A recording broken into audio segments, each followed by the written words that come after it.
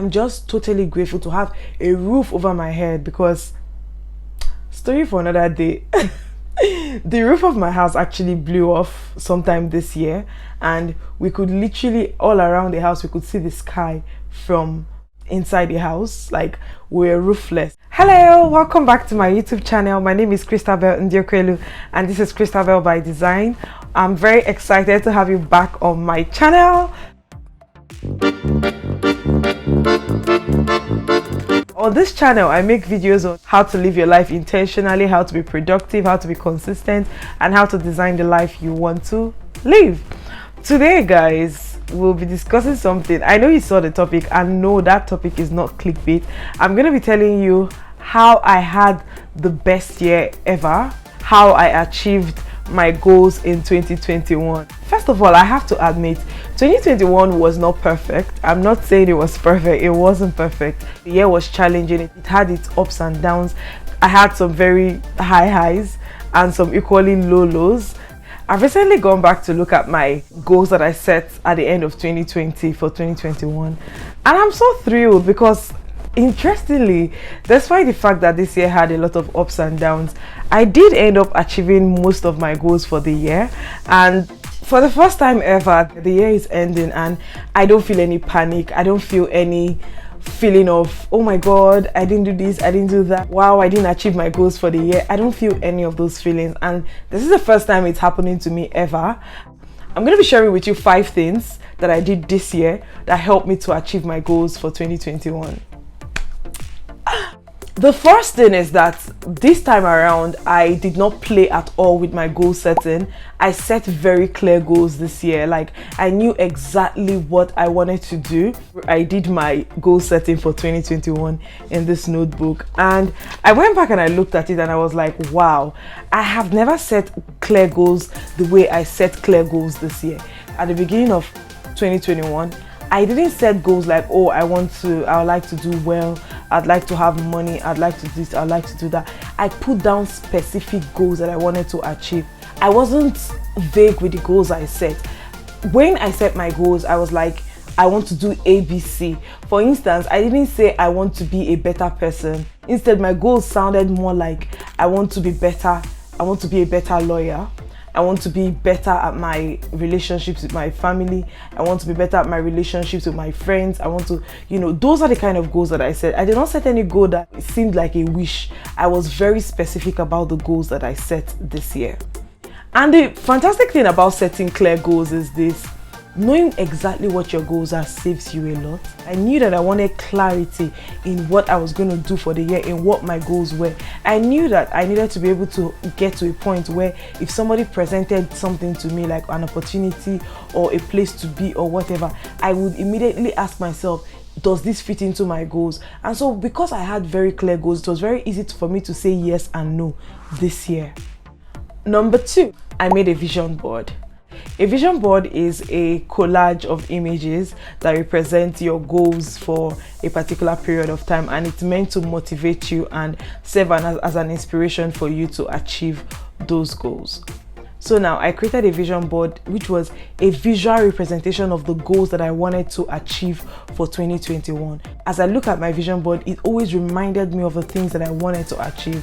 I made my first vision board in 2018. Since then, I've actually been making vision boards. I made a vision board in 2019, I made a vision board for 2020, and I made a vision board in 2021.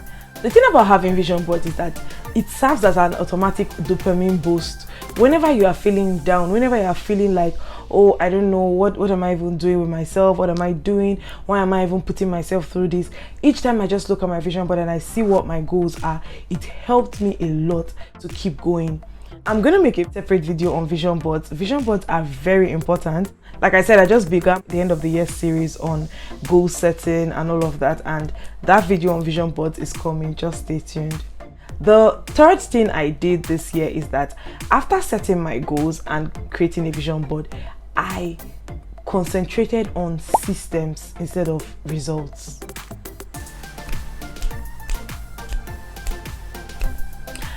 Now, focusing on the system over the result, right? I feel like of all the things I did this year, this is the thing that changed everything for me.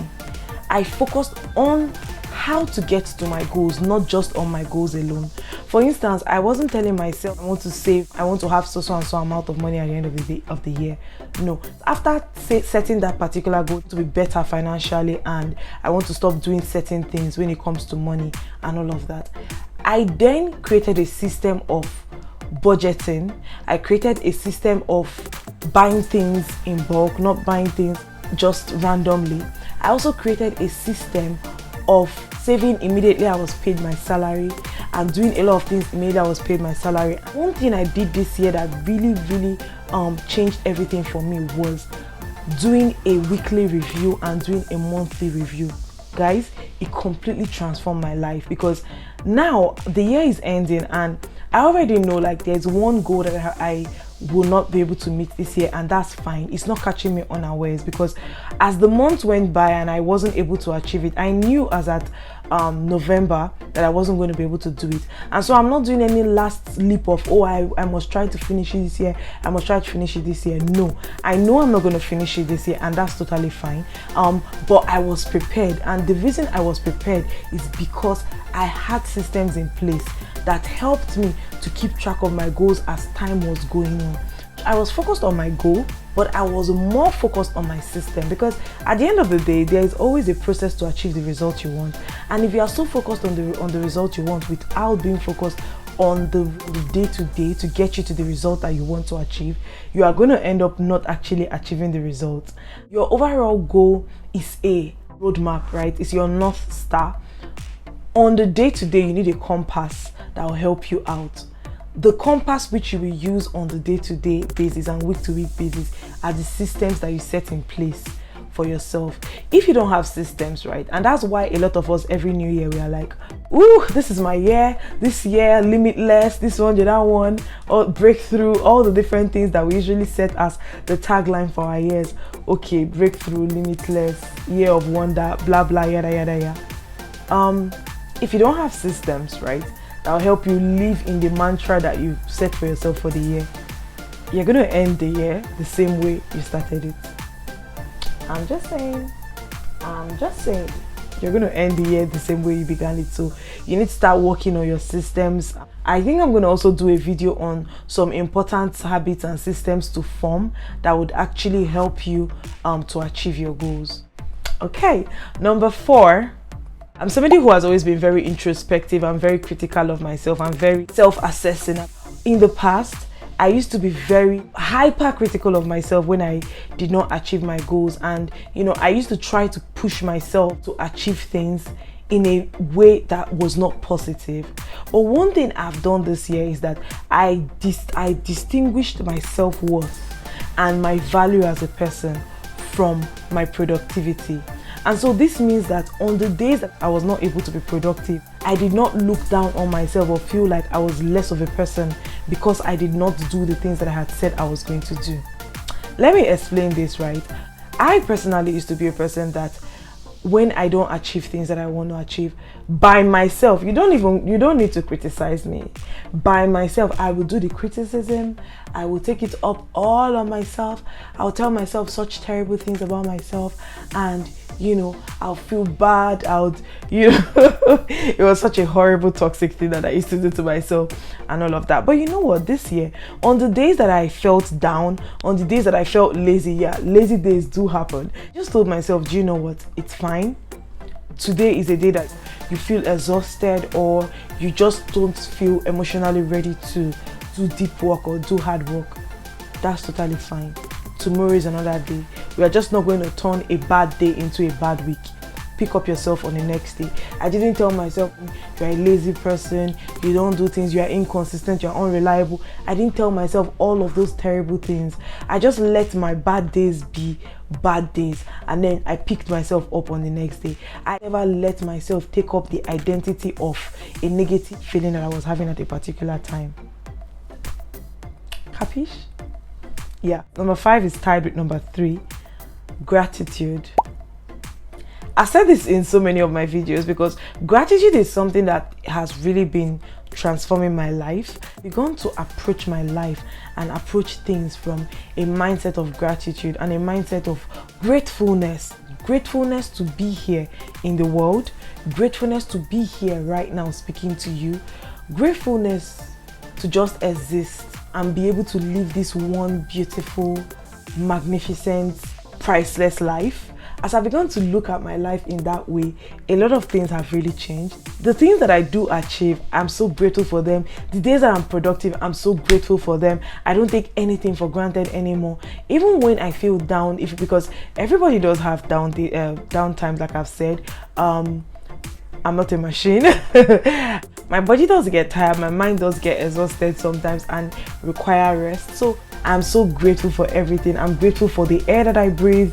I'm grateful for the life that I live. I'm grateful for everything. I'm grateful for my bad circumstances. I'm grateful for my good circumstances. I'm just totally grateful to have a roof over my head, because story for another day.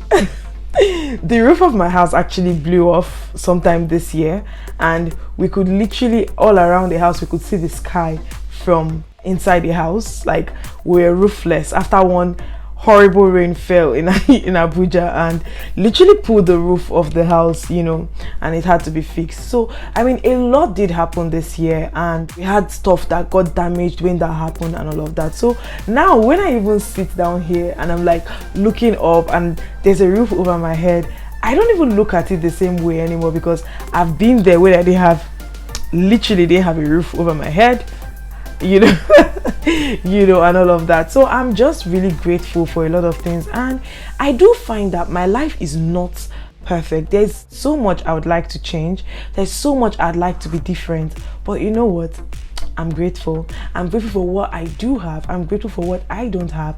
I'm grateful for the opportunity to live this one precious, beautiful, amazing, priceless life. The year is ending, and I know I didn't achieve, like I said, I didn't achieve like 2 or 3 things on my goals, but you know what? I'm very grateful for the ones that I did achieve. I'm just like so grateful for everything, you know what I mean? You know what I'm saying? Thank you so much for watching. Let me know, what are some of the things you did this year that really changed your life? What resonated with you in this video? What stood out for you? Let me know. More videos are coming on how to review your year, how to set goals for 2021, how to make a vision board, habits to form, systems to look towards forming in 2022.